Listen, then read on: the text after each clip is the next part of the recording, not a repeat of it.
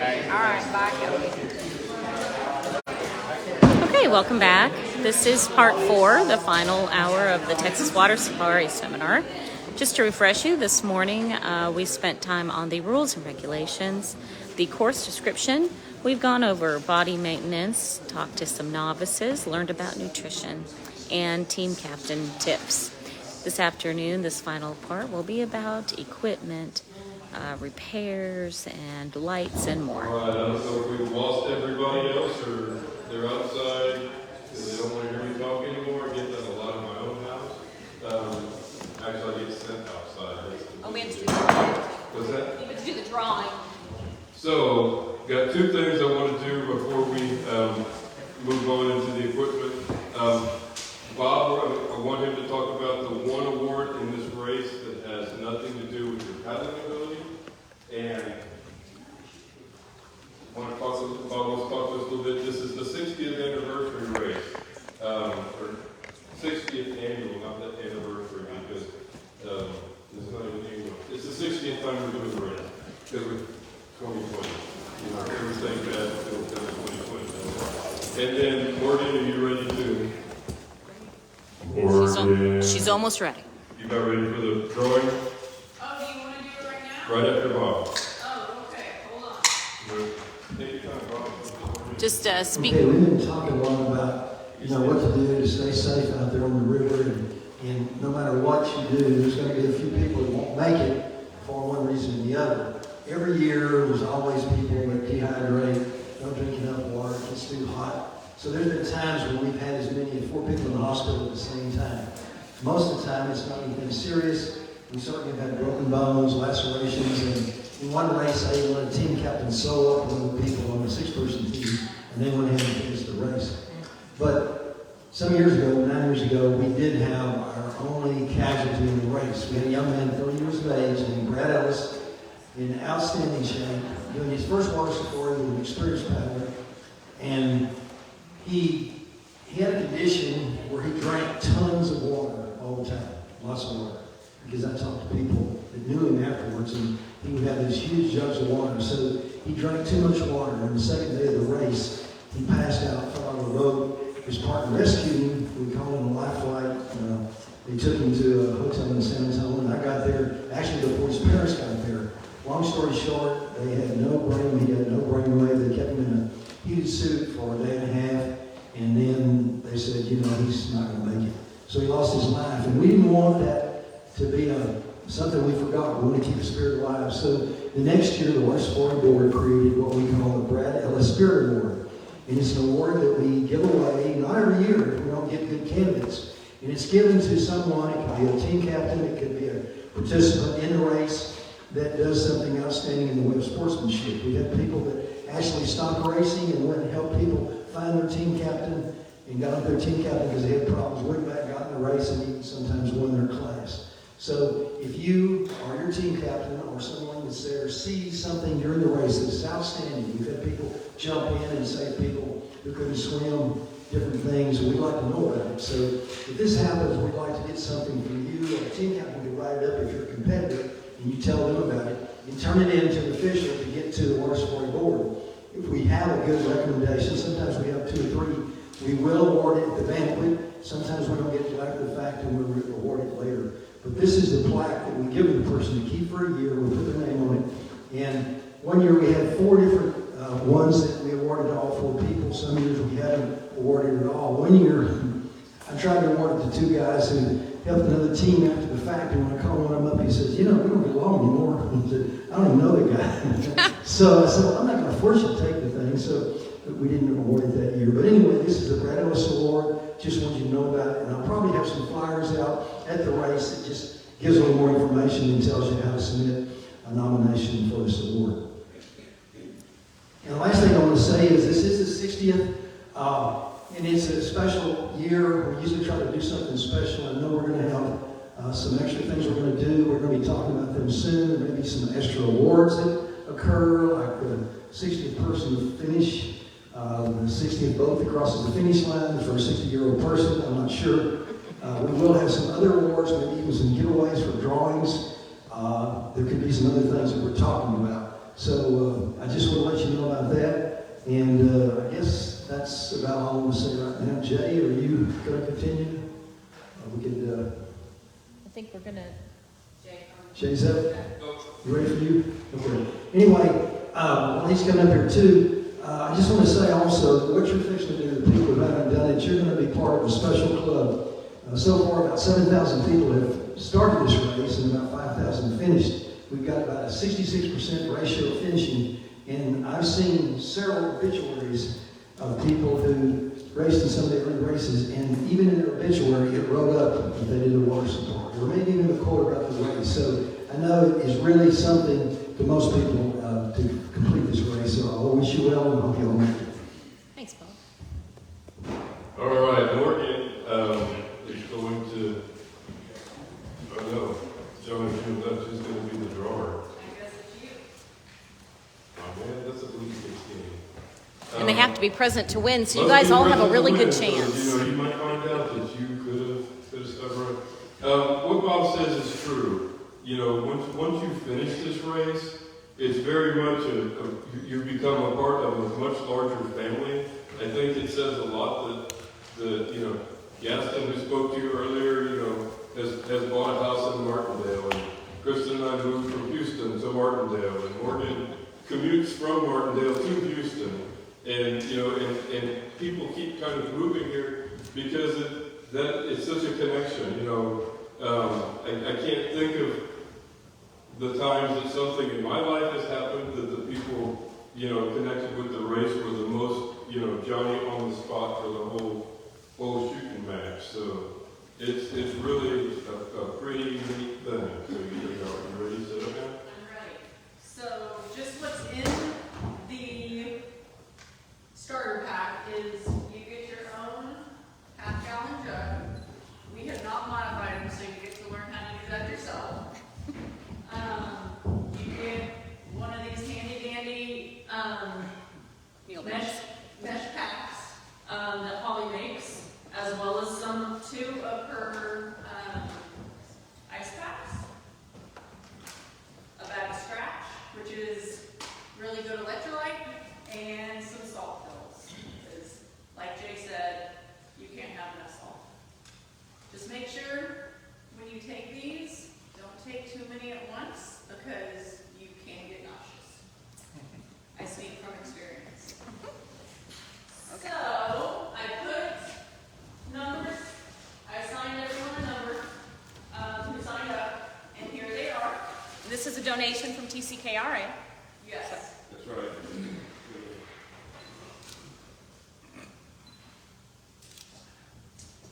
Number 35, Dan Graves of Buddha.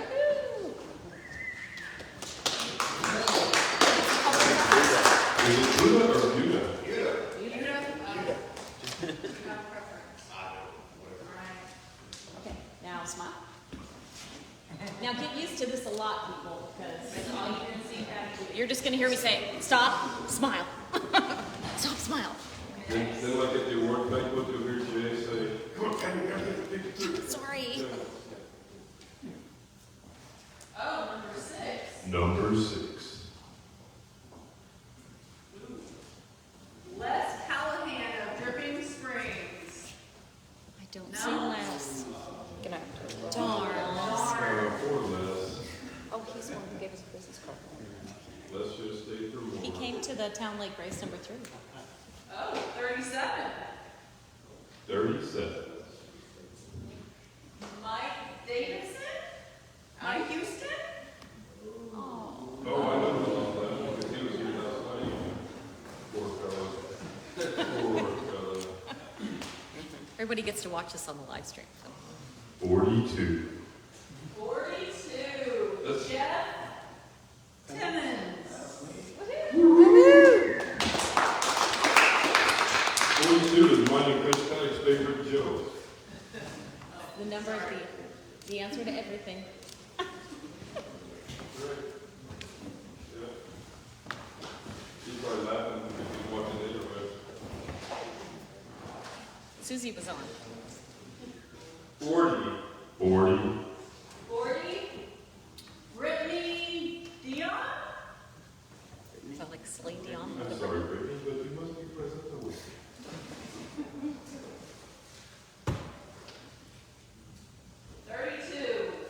32, not near as funny as 42. Jack Enright. Jack's thinking he's really happy that he didn't leave yet. Yes. Smile, Jay, you're kind of in the picture anyway. No, it's okay. Thanks, guys. And, you know, if you guys don't want that stuff, or you can keep the jugs, but if you don't want those bags and the ice socks, I'll take them off your hands. Yeah. For a nominal fee. Very nominal sort of. She mentioned that Holly Moore made the ice socks, and they're not socks, they're pouches, but we used to use socks, so they kind of stuck. And the bags, that's kind of the style. That's also who's been mentioned as far as taking lessons. Also, if you're looking for A rental. a rental boat, specifically a novice boat within aluminum, I believe when I talked to her yesterday, she still had 5 left available. And, you know, if you can find one to rent at this point, then You better get it because now. they're getting really hard to find to buy. And she does. She has cards on the table if you need that. Okay, now we're going to kind of go through. I'm going to try to talk loud now, Patty, so that I Okay. can use both hands. Okay. That's fine. He's going to talk loud. If you really can't hear him, please tell me. We have a low watch rate right now, so we're fine. So we talked about lights on and off, or we talked about the need for lights on and off for the last little bit. There's several options. This is an LED light made by Stephen Rask. I do not have his contact information handy. It's relatively expensive. It's not near as expensive as the one I have that I had imported from New Zealand, which is also LED powered. The advantage of these things, and especially what Stephen has come up with, is it can be powered by a 10 AA cell battery pack. You're going to see more of these things over the next few years of your life than than you can imagine, because this is kind of the universal, if you would. A AA battery, or most any of these batteries are 1.5 volts, so if you take 1.5 times 10, you get what? 15. Right. So you get 15 volts, and most of these things are made to be overdriven. So, I just give you an idea. You think, gee, how bright does that get? Yeah, I'm not going to point your face though. That, is a lot of light in the middle of the night. Now, I will tell you that it's probably overkill.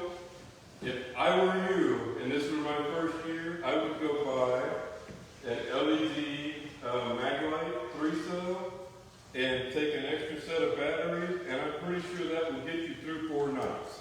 You might test that yourself to find out, but it's going to be enough light for what you need to do. You don't need to go spend several $100s unless you decide, gee, I'm going to do this every year. I may as well, start investing in stuff.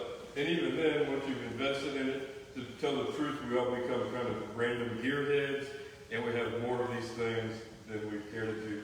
I can't imagine what Patty's garage looks like, because she has a husband and 2 daughters that race, and so that collection must be getting, but Yes.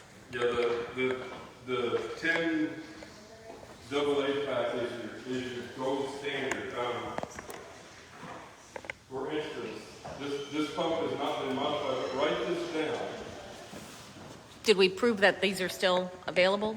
I don't know who said they weren't. I don't know. Somebody looked it up and couldn't find it. It's available. Okay, so this is the pump information if you're watching online. This is a Granger brand Dayton pump. Granger brand Dayton pump. 1P811A. 1P811A. P is in Paul. 8 as in 8. 11A. And these pumps modified are probably, they're pump, don't get me wrong, you can buy a 12-volt pump that will pump a ton more water faster. But you're not going to find one that is able to handle the gunga-munga that's going to be in the bottom of that boat and manages to make it through the screen you put around it and everything and keep going. You this in the first place boat, assuming that boat wins. You find it in the second place boat, assuming the boat ice coming in second place comes in second place. And in other words, you're going to find them in all the league things. It's no different in price than any of the other pumps. $46.66. $46.66. You can order it and it'll be here Tuesday. $46. Here, So. Martindale, I don't know, Leah, how many do I have? You know, I read boats for people, so I mean, I can keep them in stock. But my point is, that's the one you want to use. You're going to hear people refer to foot pumps. What it is, it involves a bladder and two one-way valves, so we can squish on that thing and expels all the air, and then it's just like, you know, when you go to buy, I don't know, you go to Sonic to get a limeade to put off in or whatever you're doing. I mean, not that I ever did that. But some friends who did. And you put your thumb over that straw and you pick it up and it holds the water to you. It's the same principle. I think Bob's boat, he has your boat have self-bailers in the bottom of them, which is a really neat thing in concept, and they work really well. But I've seen the San Marcos River push a couple clean out of the boat. So, but those three things, I mean, don't get me wrong, you can always get a sponge and a half-gallon jug and scoop the water out and dry it out like that. But to get the water out of the boat quickly, you know, foot pump, electric pump, that pretty much covers the pump. I've had several questions today about GPS. I'm also old enough to remember when only the Army and the Air Force and Navy had GPS. And the first one I had was about the size of a large print paperback book. It had an antenna that folded up and it couldn't get wet. My personal favorite is the Garmin, it's the 78. I tell you why this is my personal favorite, because it floats. And it's the only one that's guaranteed to float. And having sunk more than one in the river somewhere, that's a pretty important thing to me. I would say that if you're looking for just longevity, I don't have to worry about battery life. It is waterproof, but it won't float. The smaller Garmin E-Trex, I want to call it the yellow one. How big is that screen, the one you're talking about? This one, 2 by, Okay. well, I mean, you know, it's got, let's see if I got batteries in it.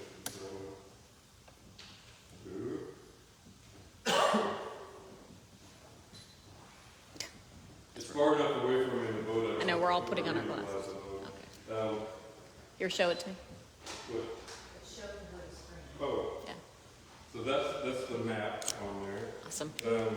But the page I normally keep it on is the quote trip computer.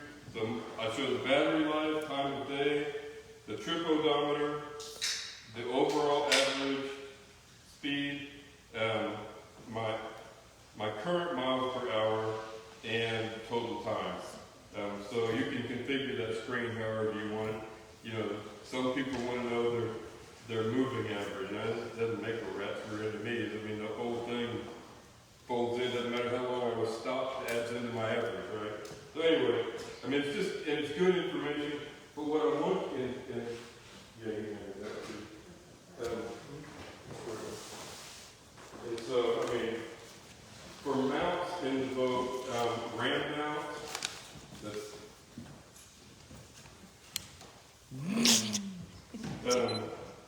little ball mount with a universal joint on it.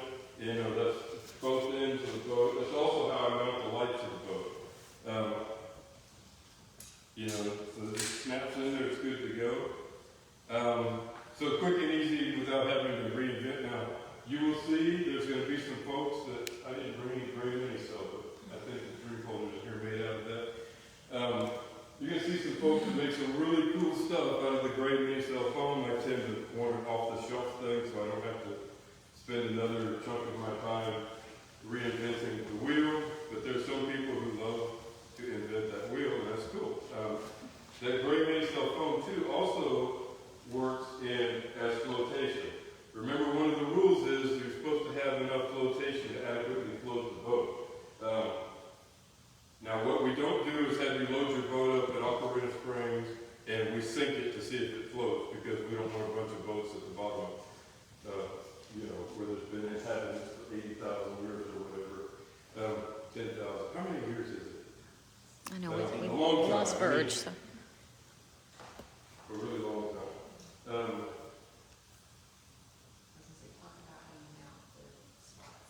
That's important. So, I mean, are there any questions about GPS? What does the bottom of that mount look like? You're saying it? Oh, this end? Oh, you just open so it clamps on. Yeah, it's like it bites on that.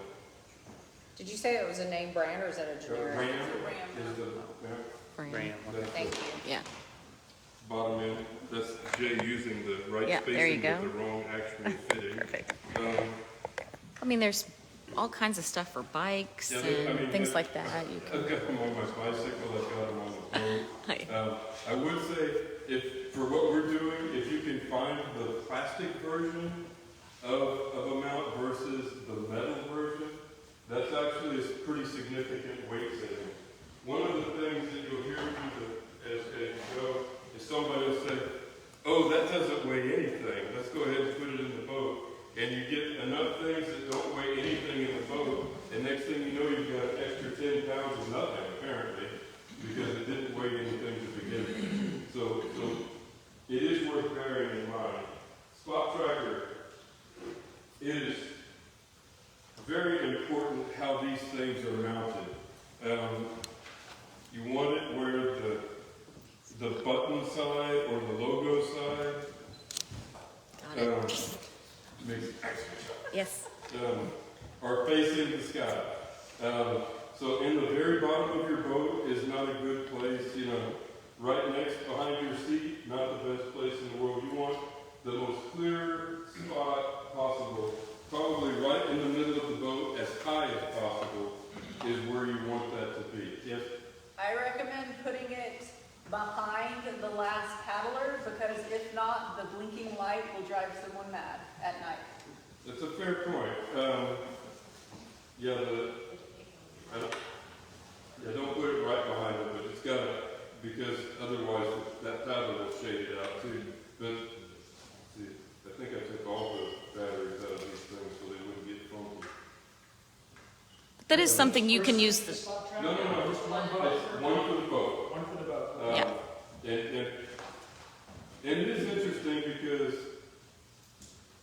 that blinky light can be kind of annoying.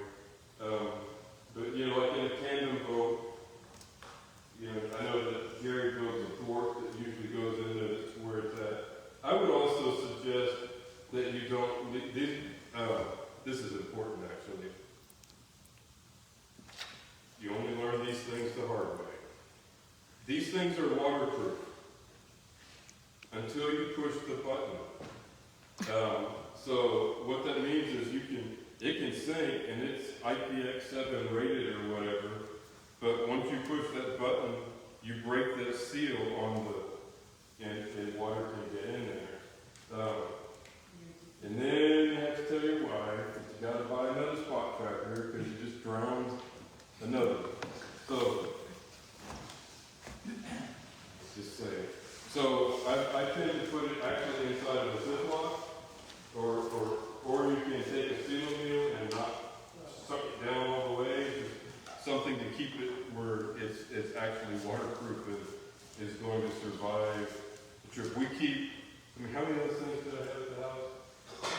We have a pretty large number that the Texas Water Safari keeps, because we'll have someone during the race, if your spot tracker goes out on, boat number 123,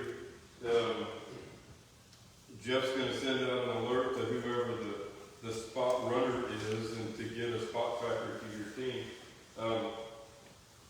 And that's in that section of rules I didn't read real completely, but you got to stop.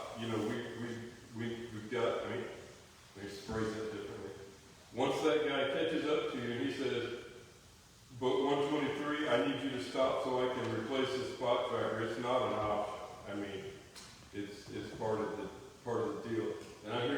the single hardest job in the Texas Water Safari is being the guy who chases down Spots. the broken spot tracker. One time I did it, and Bob will tell you, every board meeting, I said, I'll do anything except be the guy who chases down the spot. Maybe there's something about standing here. Could be something in here, Dust. My husband uses closed cell foam. He hollows out the spot that fits it exactly, and he uses a bungee cord over the top of it, so it will float and hopefully not get lost if they dump. Because it doesn't help you if your spot's floating away or sunk, then they don't know where you are. So We normally will try to make that switch at the next downstream checkpoint because we know where you're at exactly anyway. So it's not like we stop you in some remote place that we can't get to you anyway. It's usually the next station that you're going to come to. there are a couple places that rent them for a short term. And last year I posted those on Facebook for people. But if you just Google it, and then on eBay, they often people sell them. And I am thinking they may not be supporting the 3 anymore. So please research now. Don't wait until a week before Safari. But we ended up buying a new 4 this year because I'm not sure Spot is supporting the 3 anymore. So we need to check that.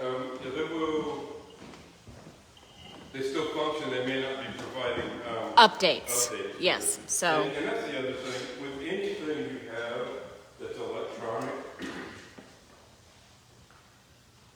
most of you probably know this, for God's sake, do the firmware updates when they come out, because it matters. That got us a couple years ago. Everybody's firmware didn't update, and then it was just a mess. So. And so we ended up having to try to do it at the check-in, in which you should have already taken care of before you forgot to check in, and it does create a mess. But it doesn't matter if it's your spot tracker or your GPS. They're providing those updates for a reason. Talk a bit about other equipment, paddles. Bob and I were just discussing that he's got one of the Cadillacs of paddles right there. Actually, I would say that's closer to the Ferrari of paddles. They're all handmade, and he's not making them right now. Zadra racing equipment's kind of it's the standard. This one is a lightweight. You can get away with the lightweight. Do not get an ultralight, or you'll have to buy a new paddle. Oh, I would say by the time you get to Rio Vista, maybe. Matter of fact, for most of you at this point, if you're going to have to go purchase a new one, what's this name for the one that's got the reinforcement on it? The Power Surge Extreme. I would suggest you bought that. It's worth the half ounce or whatever it is to not have to bring it from my garage so I can make it weigh an extra 2 ounces to fix it for you.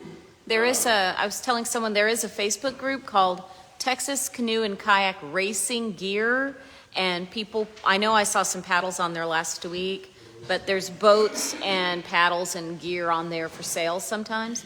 But it's Texas Canoe and Kayak Racing Gear is the group on Facebook. This is an epic double blade, wing blade. I don't know how many of you are planning to go unlimited or go, solo unlimited or can unlimited, anything you can use a double blade in. Epic is probably the most standard.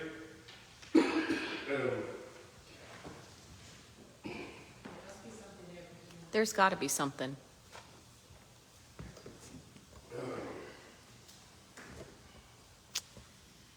I just blanked on the other. Jantex is another brand. Rocco. What's it? Rocco. Braca, that's the one I'm really thinking of. Braca is probably to the world what Epic is to the United States as far as standard. But I will say this, you may be big and you may be strong, but you do not want the biggest paddle, especially on these wing blades, because you're not going to be able to pull it through the water, come about Palmetto.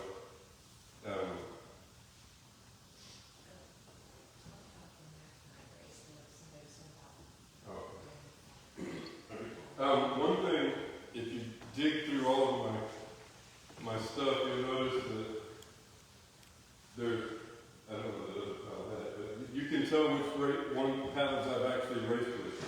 You see this white reflective tape here? The key thing there is reflective tape. I had a partner who lost his paddle at night, and I said, well, shine the light on it. He's like, what good is that going to do? The black paddle is dark. I said, well, don't you have reflective tape? He said, man, I thought you put that stuff on there for decoration. No, it's so you can find it in the dark, the reflective tape. Now, this one had gray tape on it because there were 6 guys in the boat, and I was the oldest, so guess who got gray? And I just stuck with it after that. And so that's to identify its mine. And then you see those little arrows on the blade here. That's, how it went into the storage position. So use those neat little tricks. And I don't see it on his, but a lot of people write their name and their phone number on their paddles. Because if you lose it, there's no way anybody's going to get it back to you unless your name and your phone number are on there. Yeah, they're really good because otherwise I might just take some acetone and Keep it for himself, but yeah. Do you recommend, Your name? recommend taking how many, how many extra paddles? How many do you extra recommend? paddles? How many extra paddles? I think, I don't know, Morgan, we went before, we had 2 extra singles and 1 extra double. So, when 6 men, we usually have 1 extra double and maybe, probably still just 2 extra singles. If you've got a great height disparity in your team where they're using really different paddles, you probably try to hit the middle of that with your spares. But I've seen some people get pretty crazy with how many spares they take, and I've also seen people not taking enough. The year we had the rowboat, we hadn't had a rowboat in a long time, and they had their rower things. They had an extra 1 or 2 maybe single blades, and by the time they got the staples, I think they'd broken all but one. They'd broken everything, both the row kits and their single blades. So, definitely bring one. Could be a long race. You want to have spare equipment, but you don't want to be so crazy with your spare equipment that, again, 1 paddle is 12 ounces, by the time you've got 4 extra ones in there, 48 ounces, so 48 ounces is 3 pounds, and so you get something else that's 3 pounds, and then it's 6 pounds, and then you get something else that's, and you're up to 10 extra pounds. If you don't think that's much, I suggest you go find a 10-pound hand weight, just carry it around for a little while, and see how heavy it really is. Let's see, what else do I have up here? Talked that y'all done a great job talking about Demonstrate your ice sock. ice socks. I'll take a picture. Oh, yeah. Show them how they're worn. Yeah. Probably right after we moved to this height, I got one, and it was like as much ice as you could stuff in there, and I felt like I was one of those cervical neck support things, as I couldn't breathe. And you'll learn different ways that you're going to want to wear it. It's pretty stylish when I think about it. It's like, at some point it's just really just all draining down onto your chest, but it feels pretty good because it's still cold. And they sink, so, be careful, racers throwing them out of the boat, team captains be ready to catch them because they will sink. Sure, yeah. And she has small squares that can be used under your cap or in your unmentionable areas to cool off said areas. So Holly makes those kind, but you can always use a tube sock. Now we used to color code them so we know which one was which. The little square ones that went with pedestals, the unmentionable area, those were yellow. Just so that we knew that that's what they were for. What? Look at all people leave like a third. Yeah. I'm just hoping they can hear it on the live stream. Never mind. Just kidding. It's all good. They were yellow.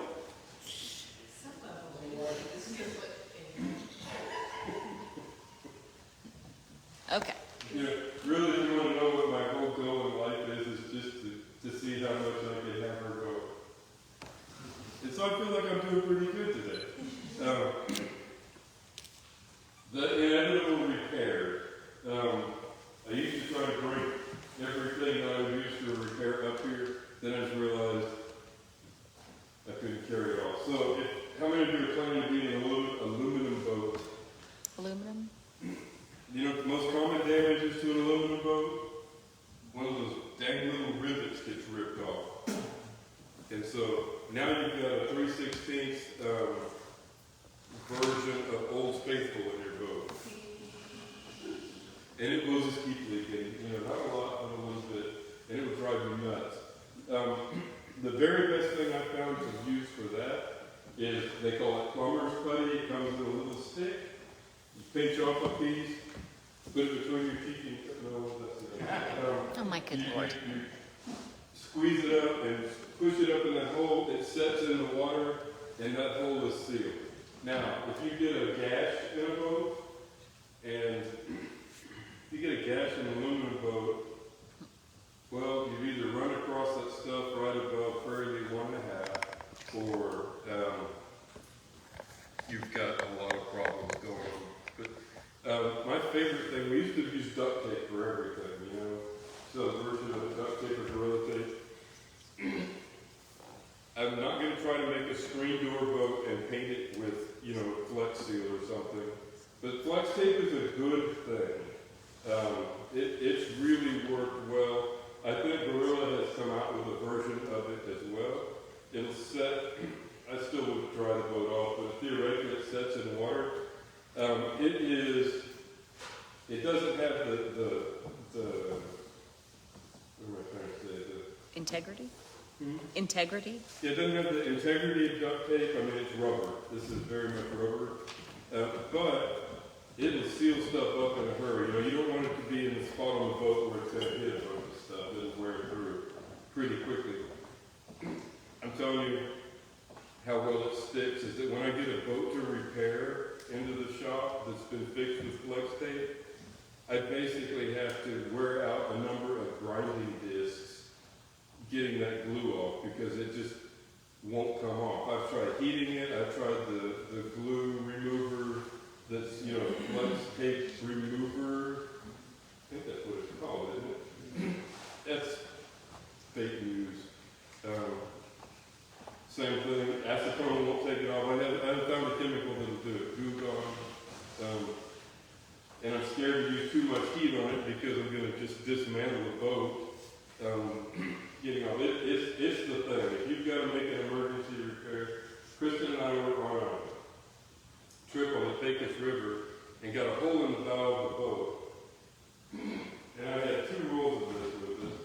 Now, because it was in the bow of the boat in the Pecos River, that means it was going to take a bunch of abuse. So we took, I cut some kind of plastic jug there. It was the Arizona tea thing. Oh, right here. Well, it was a bigger one. You know, and use that for something to wear on. So by the time we actually got to the takeout, you know, I would kind of fix it again every morning. It had gotten pretty large because I didn't want to untape anything and tape over, but it held, and you know, I pulled the boat apart trying to get it off. So it's good stuff. They probably shouldn't take a roll that big, though, should they? Oh, this is kind of, it's not very much. Oh, okay. Weight-wise, I mean, it's 4 inches wide. Probably didn't weigh anything at all. He did. You're out of here. I mean, this is only 5 feet long, so Yeah. that was good. One person actually paid attention. It had to be smart. I appreciate that. I'm not using it as an insult. But good stuff. If you have a composite boat, which is a fancy way of saying fiberglass or Kevlar or carbon fiber, you probably want to take some 5-minute epoxy and some strips of fiberglass, or, you know, I take strips of carbon fiber, but I have lots of carbon fiber in my garage. And some sandpaper and gloves, depending on where it is on the boat. And how do you dry the boat? Set it on fire How do you set it on fire? with some lighter fluid. That's right, lighter fluid. I mean, A match. there are probably more pictures that look like somebody's, you know, committing some kind of sacrifice to the river gods with these boats where they've got damage and they're getting ready to either tape them or to put a piece of fiberglass on them or something. You get that lighter fluid on there and light it up, and I mean, it just looks like it's all going to, I don't know where it'd be going to, but a lot of flames there. Purgatory Creek? I don't know. It's a good one, yeah.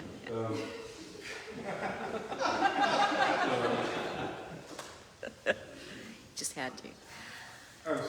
It's okay. There is a great picture that often Ashley Landis puts up of, wasn't that Charlie, lighting the 6-man on fire at Zedler to dry it quickly, and it's an impressive photo. But it was the perfect example. We had 2 guys that burned their boat one time after the race. Yeah, that was, Don Walls and Owen. yep. Oh, They literally lit it on fire because, well, it's it's done. So, myself, I take enough strips of fiberglass and epoxy, and this is important. DevCon 5-minute epoxy is the best to use. You know, I don't like to really throw out brand names, but there's some that are just the thing. The DevCon 5-minute epoxy, because most 5-minute epoxies are not actually waterproof. They will soften up and where are you going?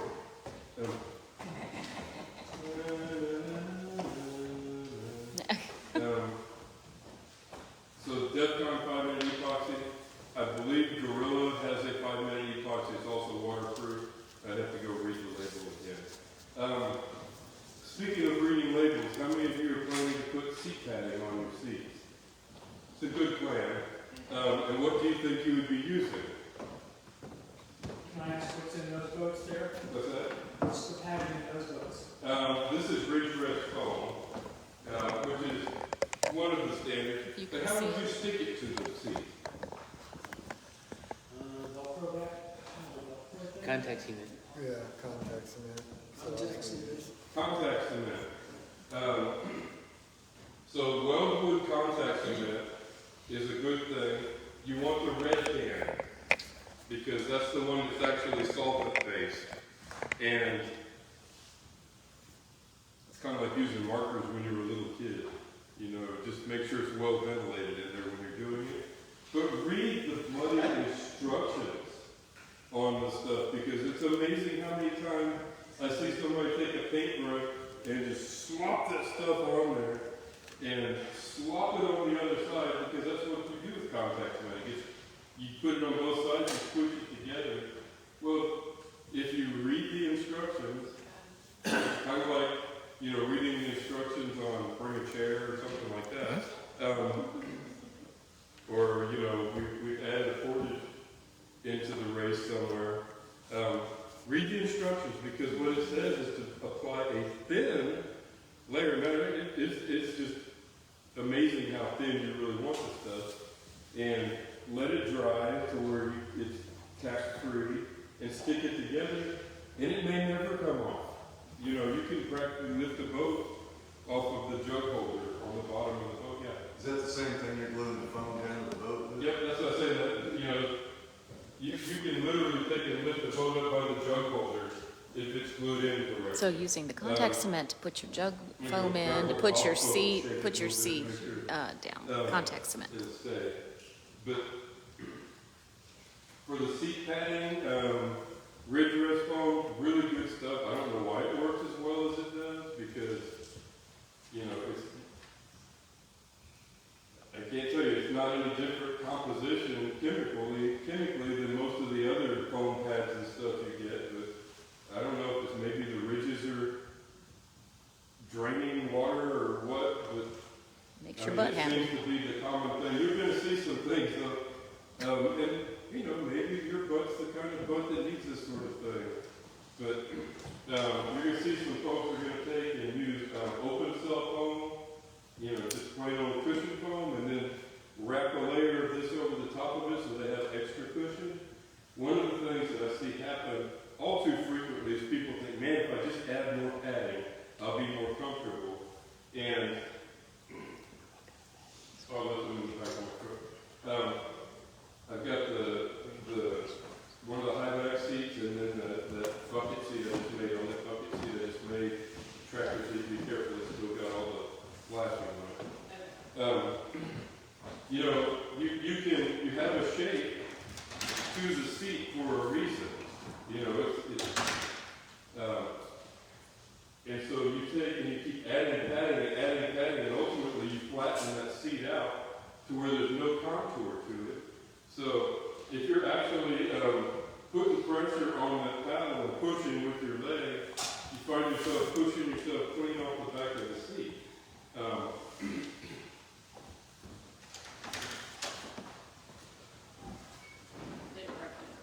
Do it Get in the worst spot where I can reach it. like anywhere in the bed. Here are some examples of seats. So you're going to hear these referred to two different things. This is going to be referred to as a Trimble seat or a high back seat. Not Trimble. Trimble. Jimmy Trimble designed boats in the early 80s. This will be called a Sawyer seat or a tractor seat. As you can see, I just finished making this one and have not trimmed it out yet. One of the things that tends to be a thing is ladies don't like this seat. Nope. Yes, is that correct? They don't like it because their hips are not built like Andy tree bowls. And it just does not fit correctly. They tend to prefer the tractor seat. There is one high back seat that Crick Sticks makes, I think is correct, that I've heard different levels of like it or don't like it. Hey Marshall, I saw you tried to call. Have different levels of like or don't like. And I don't have any experience with it, so I really don't know. But bear that in mind. If you want to know what I did with that material, it was 25 by 25, that's this. So, any questions about seats or padding or? So you make those out of mold or? Mm-hmm. And there's more to just the seat type, where, when we talk about doing that longer paddle, some people want their seat slightly pitched forward, some people like it pitched back, some people like it level, so Trying to just get Morgan, sitting in it the didn't boat work. and figuring out, because if your legs are going numb or your back's hurting, sometimes it's just a simple seat adjustment. Yeah, and that seat, you know, the same thing applies that the angle of the seat, like Morgan said, is very important. And then it's like, how far from your foot brace? You know, I can almost guarantee you that if I go set up a boat for myself, it's going to be 27 inches from the bar to the leading edge of the seat. You know, for Kristen, it's going to be, you know, probably 24 inches or something like that. Just because, you know, leg lengths are different, and, you know, the angle people like their, and you're going to see some folks that have their knees practically touching their nose. You can see some people with their legs just about straight. In my opinion, your leg should be, your thighs should be about level to where when you push, it straightens, comes close to straightening your leg out. But I saw Bob shake his head when I said their knees up around their nose.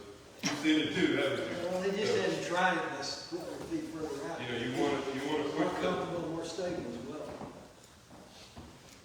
And I do worry about people when I see them coming through Cottonseed and they've got a camping chair.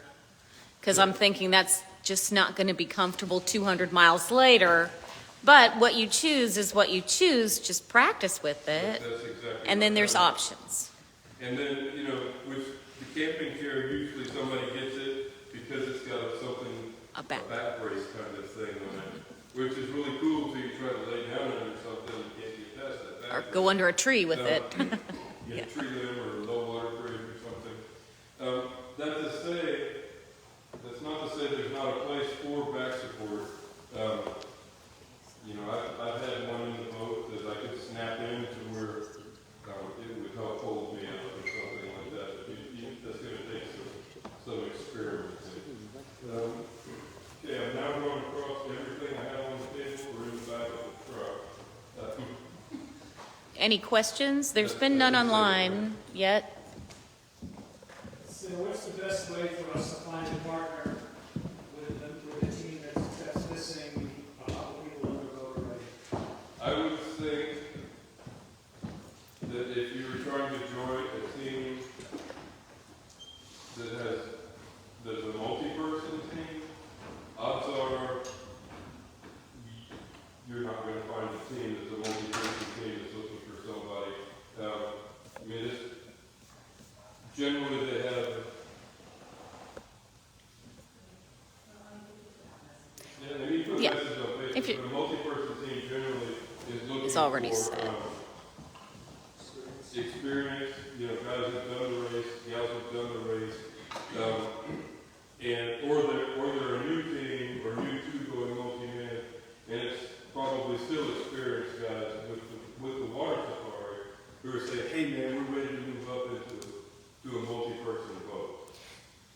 But you can post on the forums. I wouldn't post on the water safari page. That's just not a good spot to be looking for partners.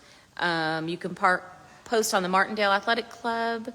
You could call Holly and see if she's had other novice curious people who are looking. ATX paddlers, that's for Austin, Central Texas. HTX for Houston. DTX for Dallas. And then Martindale Athletic Club is not an athletic club. It's just everybody who lives around Martindale, so tongue-in-cheek there. But just reach out to, because some of the experienced paddlers have friends who want to paddle, but maybe they just don't know people or they're looking for other novices. So try the Facebook forums. But the other thing too is there was no opportunity to race novice when I did my first safari. It wasn't a thing. So you know, I went and got the same equipment the guys that had won the year before had raced with and rigged it out. And I handed my dad, that was our team captain, and I said, here's the times we're going to be at these checkpoints. And I mean, we nailed the Victoria checkpoint. We were there at 4 in the afternoon. It was just 24 hours late. So There were no spot trackers or cell phones then, so. Yeah, there were no spot trackers or cell phones. There really were no cell phones either. So that to say, I've also given somebody advice: don't go solo, go with a partner. And Melissa, I'm sorry. If you're watching, I'm sorry. And her partner dropped out somewhere around Gonzales. And she made it she made it to the finish. It was just after the 100 hours.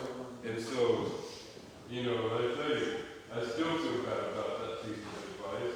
Although I still think it's really probably the best way to do things is to find a partner with similar goals and to race in the novice division. There are a few that Patty mentioned the Martindale Athletic Club. So there's no reason going into the background of how they got started, but the gist is a group of younger paddlers who are not all that much younger. Well, they're still the same amount of years younger than I am, but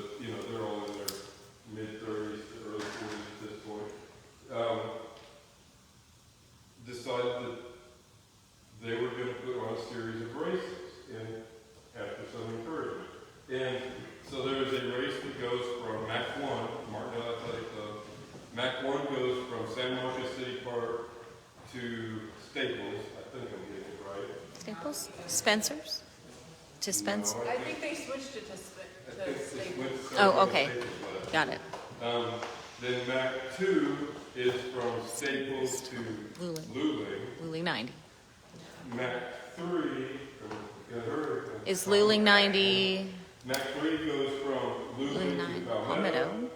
Yeah, that's right. 'cause That's it covers right. The whole race course, whole semi. Then my favorite race that is not the Texas Water Safari is Mac 5. 4. Mac 4. That's what I said. Yeah. 4. I don't know why you thought it sounded like fun. Mac Race 4, which is the night race, which goes from Palmetto State Park down to Gonzales. And why it's my favorite race, I can't begin to tell you. That's not the big race. I mean, it's a neat thing. And so what you've done, if you're able to do those races, you'll be around. The races are short enough that you're going to be around enough people for the most part to see what's going on. You're going to get an idea of what the faster teams than you do. So the only way to get faster is to paddle the faster people. Or get chased by the second fastest, I suppose. I've never been in that position, I don't know. But they're going to have a staggered start, so novices and people who need a little more time can start more in the daylight. That's the night race. That's the night race. Yeah, and that way you get night conditions in a section that you should be there in the dark. And at the end, there's catfish, which is always good, which is yummy dinner. But it's just practice and see your pumps and just see how you do. And then ask everybody else what they did and look at what they did and learn. So I mean, it's long enough to be painful, but it's short enough that if things are not going right, you won't die. It's not going to happen at that. How many hours roughly is that race? The team I expect to win the race this year did that section in 3.5 hours yesterday. I would suspect that if I went and ran it with an average team, that it would probably be about 4.5 hours. So How many miles is it? 25.5, give or take. And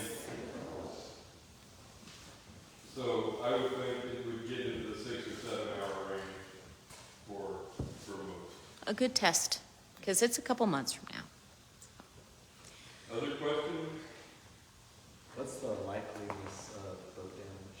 What's that? What's the The question is, what is the Most likely likeliness boat damage? boat damage? Yeah, like what are the odds of boat damage on these? High, very high. No, I'm just This kidding. year, at this point, I say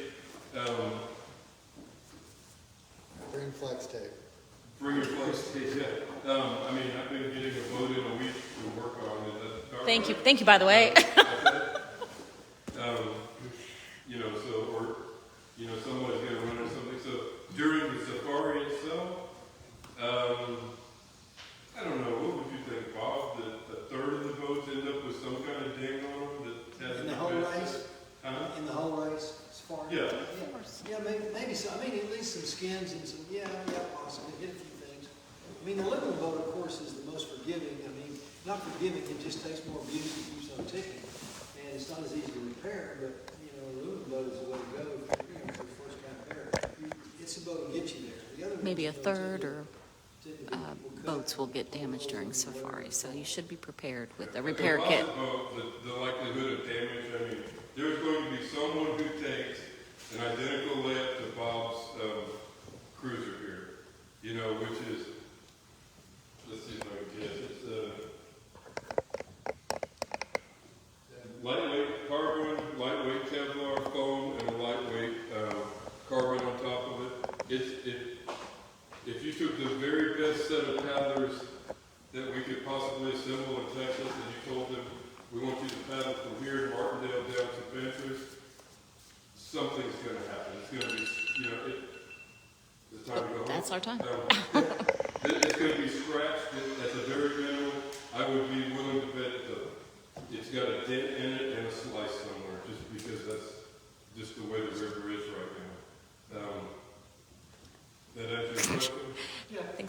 Libby said, I don't have a question, but Dad and I just finished our paddle. Hi, Mom. They just did Staples to Palmetto, I think. They did a really long run today. They did 32 miles, and I hope nothing got damaged, but just got the aluminum back. Which boat are they in? It's the Standard and the Starlight. So. Not the ICF. No, not the ICF. Any other questions? Can you have any kind of solar, like, they sell small solar panel type? The question was about solar power for recharging. There's always someone who's talked about using it. I tend to think that the return on investment is not there at this point because, you know, what's that? Oh yeah, I mean, as long as it's on your check-in sheet, you can have anything that's not a motor, pretty much. Can you say a few words about the skirt? Quick question about skirts on the boats. I think I have mine, but it's all sealed with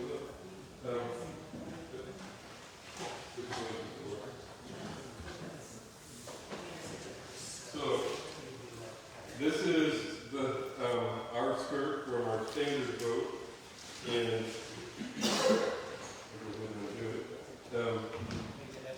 Here's all of us going, don't do it. It's so hard to seal a skirt. Oh, okay. Okay, no. So you carry this thing, you know, for 200. 58 miles in round figures. The thing to do is to get it out prior to getting to the bay and throw it in the bottom of the boat. So it gets wet. And then it starts soaking up the water and getting wet. And you're thinking to yourself, why do I have something that is supposed to keep water out of my boat and I'm getting it wet?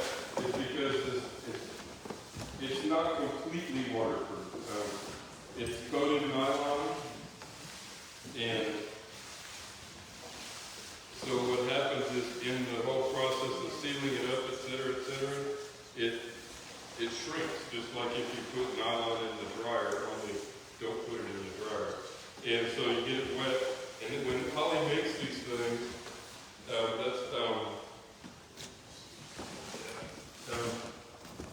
it is so tight that it's like playing a snare drum or something. Matter of fact, that's the term for the whole body of the thing is the drum. And then the holes where you go through is the sleeve. We label stern, Yeah. bow.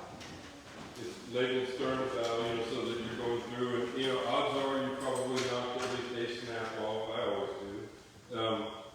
And you work your way up, and then you kind of, I think you heard different people talking about how they be able to get in, get out, get it, you know, loose and tight. And you need to know that the looser that you push that button in, and tighten it too, for that matter. And pull that back out. And so, what that's doing is that the bay is rough enough to throw water up into the boat. Odds are that it's throwing it up in there enough to where it's potential that the pump can't keep up. And at that point, you're pretty tired, so trying to pump on the foot pumps and squirt water out at the same time, too, is not really happening. So what that does is it creates the opportunity to keep the most water out of the boat. Now, that said, you know, it's always possible waves get big enough, it hits the sleeve and it starts coming in anyway. She's got cards back there, so it used to be the groins were the folks to make the spray skirts at by and large, and they've pretty much retired from all that, and Holly took over that business, and I don't know any, I mean, don't get me wrong, my mom made a bunch of mine back in the day. Yeah. She's retired.